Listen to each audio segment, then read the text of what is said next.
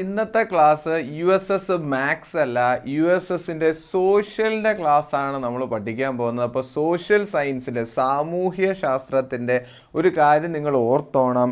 എന്താ പറഞ്ഞേക്കുന്നത് നോക്ക്, 20 മാർക്കിൻ്റെ ചോദ്യങ്ങളുണ്ട്, 20 ചോദ്യങ്ങളുണ്ട്.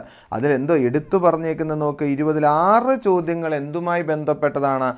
ആനുകാലിക സംഭവങ്ങൾ എന്ന് പറയുന്നത് എന്താണ്? കറണ്ട് അഫെയറുമായിട്ട് ബന്ധപ്പെട്ട ചോദ്യങ്ങൾ. ഇന്നത്തെ ഈ ഒരു സമയത്ത് ഇവിടെ നടന്ന ഇന്ത്യയിലും കേരളത്തിലും ഒക്കെ നടന്നതായിട്ട് ബന്ധപ്പെട്ട പ്രധാനപ്പെട്ട സംഭവങ്ങളാണ് ചോദ്യങ്ങളായിട്ട് വരുന്നത്. അപ്പോൾ അതുമായി ബന്ധപ്പെട്ട കാര്യങ്ങളാണ് ഇന്നത്തെ ക്ലാസ്സിലൂടെ നമ്മൾ ഓരോ ചോദ്യങ്ങളായിട്ട് പഠിക്കുന്നത്. അപ്പോൾ തന്നിരിക്കുന്ന ചോദ്യം വായിച്ചു നോക്കിയാൽ ഞാൻ ഉത്തരം മറച്ചു വെച്ചേക്കാണ്. എന്തുകൊണ്ടെന്നാൽ ഇതിൻ്റെയൊക്കെ ഉത്തരം ആദ്യം തന്നെ വാവുകൊണ്ട് പറയാൻ ആഗ്രഹിക്കുന്നവർക്ക് പറഞ്ഞോട്ടെ എന്ന് വിചാരിച്ചിട്ടാണ് വായിച്ചു പിടിച്ചേക്കുന്നത്. ഓക്കെയാണ്.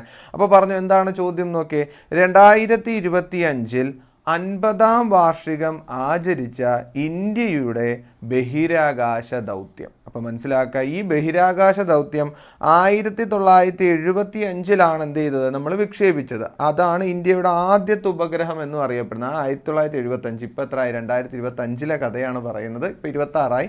2025 ആയപ്പോൾ അതിന് എത്ര വർഷമായി? 50 വർഷമായി. ആ ഉപഗ്രഹത്തിൻ്റെ പേരെന്ത് കിട്ടിയോ? അപ്പോൾ 50-ാം വാർഷികം ആചരിച്ച ഇന്ത്യയുടെ ബഹിരാകാശ ദൗത്യം കിട്ടിയോ? ഏതാണ്? ആര്യഭട്ടയാണ്. അപ്പോൾ ഇന്ത്യയുടെ ആദ്യ ഉപഗ്രഹം ഏതെന്ന് ചോദിച്ചാൽ സാറ്റലൈറ്റ് ഏതാണ്? ആര്യഭട്ടയാണ്. ഓക്കെ. രണ്ടാമത്തെ ചോദ്യം, എവറസ്റ്റ് കീഴടക്കിയ ആദ്യ മലയാളി വനിത ആരാണ്? സഫീന ലത്തീഫ് ആണ്. ആരാണ്? സഫീന ലത്തീഫ്. ഓക്കെ. അടുത്ത ചോദ്യം, ബഹിരാകാശത്തെ എക്സ്റേ തരംഗങ്ങളുടെ പഠനത്തിനായുള്ള ഇന്ത്യയുടെ ആദ്യ ഉപഗ്രഹം. അപ്പോൾ എക്സ്റേ തരംഗങ്ങൾ പഠിക്കാൻ വേണ്ടി ഇന്ത്യ വിട്ടത് ഏതാണ്? ഏത് ഉപഗ്രഹമാണ്? എക്സ്പോസാറ്റ് ആണ്. എക്സ്പോസാറ്റ്. അടുത്ത ചോദ്യം, 2024-ൽ ഫെബ്രുവരിയിൽ വിക്ഷേപിച്ച ഇന്ത്യയുടെ പുതിയ കാലാവസ്ഥാ സമുദ്ര വിക്ഷേപണ ഉപഗ്രഹം. കാലാവസ്ഥയെക്കുറിച്ചും സമുദ്രത്തെക്കുറിച്ചും പഠിക്കാനായിട്ട് വിട്ട ഉപഗ്രഹം ഏതാണ്? ഇൻസാറ്റ് 3S. പഠിക്കണം കേട്ടോ. അടുത്ത ചോദ്യം, ചന്ദ്രയാൻ 3 വിക്രം ലാൻഡർ ചന്ദ്രനിൽ ഇറങ്ങിയ, അറിയാലോ ചന്ദ്രയാൻ 3 ചന്ദ്രനിൽ ഇറങ്ങിയെന്ന്, ഇറങ്ങിയ സ്ഥലത്തിന് ഇന്റർനാഷണൽ ആസ്ട്രോണമിക്കൽ യൂണിയൻ അംഗീകരിച്ച പേര് ഏതെന്നാണ് ചോദിച്ചത്. അപ്പോൾ ചന്ദ്രയാൻ 3 ചന്ദ്രനിൽ ഇറങ്ങിയ സ്ഥലത്തിൻ്റെ പേര് എന്തെന്നിട്ടു? ആ പേര് ഓർത്തിരിക്കുക. ശിവശക്തി പോയിന്റ്. നമ്മുടെ പ്രധാനമന്ത്രി ഇട്ട പേരാണ് ശിവശക്തി പോയിന്റ്. അത് അംഗീകരിച്ചിട്ടുണ്ട്. അപ്പോൾ പേര് പഠിക്കുക, ശിവശക്തി പോയിന്റ്. ആദ്യ ഇന്ത്യൻ ബഹിരാകാശ വിനോദസഞ്ചാരി ആരെന്നാണ് ചോദിച്ചേക്കുന്നത്. ഇന്ത്യൻ ബഹിരാകാശ എന്ത് പ്രത്യേകത? എന്താ? വിനോദസഞ്ചാരി എന്നാണ് ചോദിച്ചത്. ബഹിരാകാശത്ത് പോയ ആദ്യ വിനോദസഞ്ചാരി എന്നാണ് ചോദ്യം. അപ്പോൾ പഠിച്ചോണം, ഗോപിചന്ദ് തോട്ടക്കൂർ. അല്ലെങ്കിൽ ആ ചോദ്യം വേറൊരു രീതിയിലും ചോദിക്കാം. രാകേഷ് ശർമ്മ, നിങ്ങൾക്കറിയാം ആദ്യമായി ബഹിരാകാശത്ത് പോയ ആളാണ്. രാകേഷ് ശർമ്മയ്ക്ക് ശേഷം ബഹിരാകാശ യാത്ര നടത്തുന്ന രണ്ടാമത്തെ ഇന്ത്യൻ പൗരൻ എന്ന് ചോദിച്ചാലും ആര് തന്നെയാണ്? ഗോപിചന്ദ് തോട്ടക്കൂറയാണ്. ഓക്കെയാണ്. അടുത്ത ചോദ്യം, സ്പേസ് ഇന്ത്യയുടെ പുതിയ ബ്രാൻഡ് അംബാസിഡർ എന്താണ്? സ്പേസ് ഇന്ത്യയുടെ ബ്രാൻഡ് അംബാസിഡർ ആരാണ്? സഞ്ജന സംഘിയാണ്. നമുക്ക് ഈ പറയുന്ന ബഹിരാകാശവുമായിട്ട് ബന്ധപ്പെട്ട് സ്പേസുമായി ബന്ധപ്പെട്ടുള്ള ചോദ്യങ്ങൾ പ്രതീക്ഷിക്കുക. അതുകൊണ്ടാണ് ഇത് കൂടുതലായിട്ട് ഉൾപ്പെടുത്തിയിരിക്കുന്നത്. ബാക്കി ടൈപ്പ് ചോദ്യങ്ങളും ഈ ഒരു ക്ലാസ്സിലുണ്ട് കേട്ടോ, നോക്കിയോ. അടുത്ത ചോദ്യം, 2025-ലെ ICC ചാമ്പ്യൻസ് ട്രോഫി ക്രിക്കറ്റ്, നിങ്ങൾക്കറിയാം ക്രിക്കറ്റ് സ്പോർട്സുമായി ബന്ധപ്പെട്ട ചോദ്യം. ക്രിക്കറ്റ് മത്സരം ജയിച്ച രാജ്യം ഏത്? ICC ചാമ്പ്യൻസ് ട്രോഫി നേടിയതാര 2025 നമ്മൾ അറിയണം, അത് ഇന്ത്യയാണ്.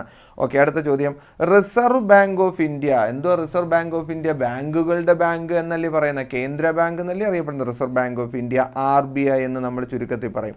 ഈ റിസർവ് ബാങ്ക് ഓഫ് ഇന്ത്യയുടെ 26ാമത് അല്ലെങ്കിൽ നിലവിലെ ഗവർണറായിട്ട് നിയമിതനായത് ആരാണ്? ഇപ്പോഴത്തെ ഗവർണർ ആര് എന്ന് ചോദിക്കാം. അല്ലെങ്കിൽ 26ാമത്തെ ഗവർണർ ആര്? എവിടുത്തെ ഗവർണറാണ് ചോദിക്കുന്നത്? റിസർവ് ബാങ്ക് ഓഫ് ഇന്ത്യയുടെ. ആരാണ്? സഞ്ജയ് മൽഹോത്ര ആണ്. പഠിക്കുക. 2025-ലെ സമാധാനത്തിനുള്ള നോബൽ പുരസ്കാരം നേടിയതാര്? നോബൽ പുരസ്കാരങ്ങൾ ഇമ്പോർട്ടൻ്റ് ആണ്. ഇവിടെ വന്നേക്കുന്ന ചോദ്യം, ഞാൻ ഇട്ടേക്കുന്ന ചോദ്യം, സമാധാനത്തിനുള്ള സമാധാനത്തിനുള്ള പുരസ്കാരം നേടിയതാരാണ്? മറിയ കൊറീന മച്ചാഡോ ആണെന്ന് ഓർത്തിരിക്കുക. ഓക്കെ. അടുത്ത ചോദ്യം, 2025-ലെ പ്രഥമ കോക്കോ കളി നിങ്ങൾക്ക് എല്ലാവർക്കും അറിയാം, സ്കൂളിലൊക്കെ ഉണ്ടല്ലേ. ആ കോക്കോ ലോകകപ്പ് വേദിയാകുന്ന രാജ്യം ഏത്? എവിടെ വെച്ചാൽ കോക്കോ ലോകകപ്പ് നടക്കുന്നത്? നമ്മുടെ രാജ്യത്ത് ഇന്ത്യയിൽ വെച്ചാണ്. അടുത്ത ചോദ്യം വളരെ ഇമ്പോർട്ടൻ്റ് ആണ്, ഇതെല്ലാം വായിച്ചു വെച്ചിരിക്കണം, ഇമ്പോർട്ടൻ്റ് ആണ്.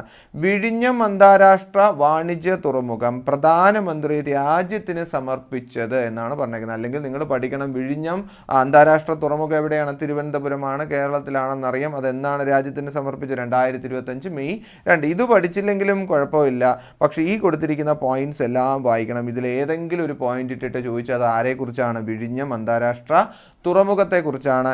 ഇന്ത്യയുടെ ആദ്യത്തെ ആഴക്കടൽ ഷിപ്മെന്റ് തുറമുഖം എന്ന് നമുക്ക് വിഴിഞ്ഞത്തെ വിളിക്കാം.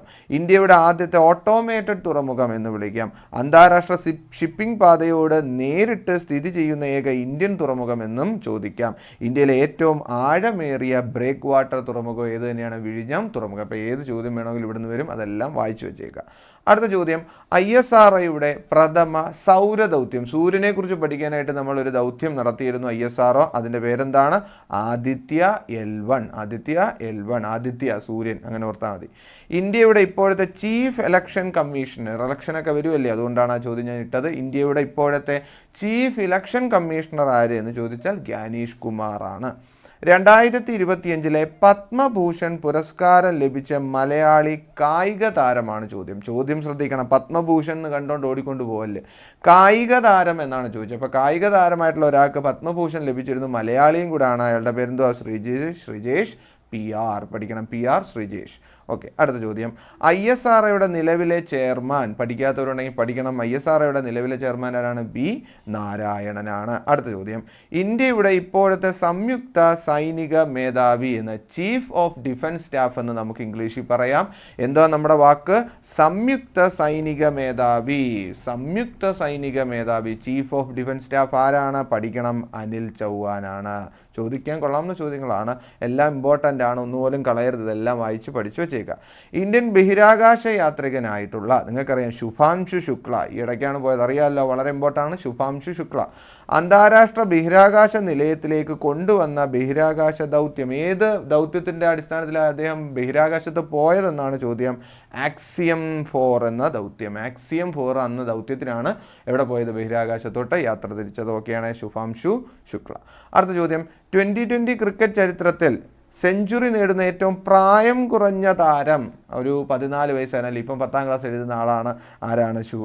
വൈഭവ് സൂര്യവംശിയാണ് ഏറ്റവും പ്രായം കുറഞ്ഞ താരം. എന്ത് നേടിയത്? സെഞ്ചുറി നേടിയ താരം. ഇമ്പോർട്ടൻ്റ് ആണ്. ഓക്കെ, ചലച്ചിത്ര രംഗത്തെ സമഗ്ര സംഭാവനയ്ക്ക് കൊടുക്കുന്ന പരമോന്നത പുരസ്കാരം. ചലച്ചിത്രത്തിലെ ഏറ്റവും വലിയ പുരസ്കാരമാണ് ഏത്? JC ഡാനിയൽ പുരസ്കാരം. അത് 2025 നേടിയത് ആരാണ്? ഷാജിയൻ കരുൺ. അടുത്ത ചോദ്യം, 2024 കണ്ടോ, ചോദ്യം ശ്രദ്ധിക്കണം, 24 ചോദിച്ചേക്കുന്നത്. പക്ഷേ എന്തുമായി ബന്ധപ്പെട്ടാണ്? മേജർ ധ്യാൻചന്ദ് ഖേൽ രത്ന അവാർഡാണ്. ഖേൽ രത്ന നേടിയ 4 പേര് ഇവിടെ ഞാൻ കൊടുത്തിട്ടുണ്ട്. ഓരോ ആളുകളും അവരുമായി ബന്ധപ്പെട്ട ഇനവും കൂടെ മനസ്സിലാക്കണം. കണ്ട, ഗുകേഷ് ഡി ചെസ്സിലാണ്, ഹർമൻപ്രീത് സിംഗ് ഹോക്കി ക്യാപ്റ്റനാണ് കേട്ടോ. അടുത്ത പ്രവീൺ കുമാർ പാരാ അത്ലറ്റിക് ആയിട്ടുള്ള ഒരു താരമാണ്.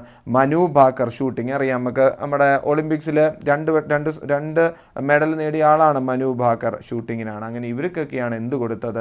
മേജർ ധ്യാൻചന്ദ് ഖേൽരത്ന പുരസ്കാരം 2024 ലഭിച്ചത്. അടുത്ത ചോദ്യം, കേരളത്തിലെ ഇപ്പോഴത്തെ സംസ്ഥാന കായിക വകുപ്പ് മന്ത്രി. കണ്ടോ, ചോദ്യം ശ്രദ്ധിക്കണേ, കേരളത്തിൻ്റെ ഇപ്പോഴത്തെ സംസ്ഥാന കായിക വകുപ്പ് മന്ത്രി ആരാണ്? നിങ്ങൾ പഠിക്കണം, B അബ്ദുൾ റഹ്മാൻ. നിങ്ങൾക്കറിയാം, വിദ്യാഭ്യാസ മന്ത്രിയൊക്കെ നിങ്ങൾക്കറിയാം, അതുപോലെ ഇതും പഠിക്കുക. കായിക മന്ത്രിയും കൂടെ ഇമ്പോർട്ടൻ്റ് ആണ്. സ്വന്തമായി ഉപഗ്രഹം നിർമ്മിക്കാൻ ഒരുങ്ങുന്ന ഇന്ത്യയിലെ ആദ്യ സംസ്ഥാനം. ഇന്ത്യയിലെ ഒരു സ്റ്റേറ്റ് സ്വന്തമായിട്ട് സാറ്റലൈറ്റ് ഉപഗ്രഹം നിർമ്മിക്കുന്നുണ്ട്. അതാരാണ്? ആസാമാണെന്ന് ഓർത്തിരിക്കുക. 2025 എഴുത്തച്ഛൻ പുരസ്കാരം നേടിയത് ആരാണ്? നിങ്ങൾ പഠിക്കണം, KG ശങ്കരപ്പിള്ളയ്ക്കാണ് എഴുത്തച്ഛൻ പുരസ്കാരം. എന്നത്തെയാണ്? 2025 KG ശങ്കരപ്പിള്ള. 2025 വയലാർ അവാർഡ് നേടിയത് ആരാണ്? നിങ്ങൾക്ക് പറയാം, E സന്തോഷ് കുമാറാണ്. അടുത്ത ചോദ്യം, 2023 ഈ അവാർഡ് 25 കൊടുത്തത്. അപ്പം നിങ്ങൾ വിചാരിക്കും 2025 അല്ല, 2023 ദാദാ സാഹിബ് ഫാൽക്കെ പുരസ്കാരം. ഇന്ത്യൻ ചലച്ചിത്രത്തിലെ ഏറ്റവും വലിയ പുരസ്കാരമാണ് ദാദാ സാഹിബ് ഫാൽക്കെ പുരസ്കാരം നേടിയതാരാണ്? മോഹൻലാലാണ്. 2025 നൽകിയത്. അടുത്ത ചോദ്യം, കേരള ഗവർണറുടെ പേരെന്തുവാ? നിങ്ങൾ പറ, ആരാണ്? രാജേന്ദ്ര വിശ്വനാഥ് ആർലേക്കർ, കേരള ഗവർണർ. അതുപോലെ ഇന്ത്യയുടെ 15ാമത് ഉപരാഷ്ട്രപതി, വൈസ് പ്രസിഡന്റ് ആരാണ്? ഇന്ത്യയുടെ വൈസ് പ്രസിഡന്റ് ആരാണ്? CP രാധാകൃഷ്ണനാണ്. അതുപോലെ 53ാമത് സുപ്രീം കോടതി ചീഫ് ജസ്റ്റിസ്. കണ്ട, 53 ഏറ്റവും ലേറ്റസ്റ്റ് സുപ്രീം കോടതി ചീഫ് ജസ്റ്റിസ് ആരെന്നാണ് ചോദ്യം? അത് സൂര്യകാന്ത് ആണെന്ന് ഓർത്തിരിക്കുക. BR ഗവായി കഴിഞ്ഞിട്ട് നിങ്ങൾ മനസ്സിലാക്കണം, സൂര്യകാന്താണ് 53ാമത്തെ സുപ്രീം കോടതി ചീഫ് ജസ്റ്റിസ്. അപ്പോൾ ഇന്നത്തെ ക്ലാസ്സിൽ ഇത്രയും കാര്യങ്ങളാണ് ഞാൻ ഉൾപ്പെടുത്തിയത്. ഈ ചോദ്യങ്ങളെല്ലാം ഒന്ന് വായിച്ച് കേട്ട് മനസ്സിലാക്കി വെച്ചിരിക്കുക. ഏതെങ്കിലുമൊക്കെ പരീക്ഷയ്ക്ക് വരും. നമ്മുടെ 6 മാർക്കിന് ആനുകാലിക ചോദ്യങ്ങളാണെന്ന് എടുത്തു പറഞ്ഞിട്ടുണ്ട്. അതുകൊണ്ട് ഇതെല്ലാം പഠിച്ചു വെച്ചിരിക്കുക. നമ്മുടെ വാട്സപ്പ് ഗ്രൂപ്പിലേക്ക് ജോയിൻ ചെയ്യാൻ ആഗ്രഹിക്കുന്നവർ ജോയിൻ ചെയ്യുക. ഈ ചോദ്യങ്ങളെല്ലാം പഠിക്കുക. മാത്സിൻ്റെ ക്വസ്റ്റ്യൻസ് ഒക്കെ മറ്റ് ക്ലാസ്സിലൊക്കെ ഞാൻ പഠിപ്പിച്ചിട്ടുണ്ട്. അതെല്ലാം കാണുക. ഒരു ലൈവ് ക്ലാസ് നടത്തിയിട്ടുണ്ട്. അത് മെൻ്റൽ എബിലിറ്റി ക്വസ്റ്റ്യൻ ആണ്. മാറ്റ് ചോദ്യങ്ങളാണ് നമ്മൾ പഠിച്ചത്. അതും 6 മാർക്കിന് മാത്സിന് ചോദിക്കുന്ന USS ക്വസ്റ്റ്യൻ ആണ്. അതും പഠിക്കുക. അപ്പോൾ എല്ലാം കണ്ട് നല്ലതുപോലെ പഠിച്ച് വെച്ചിരിക്കുക.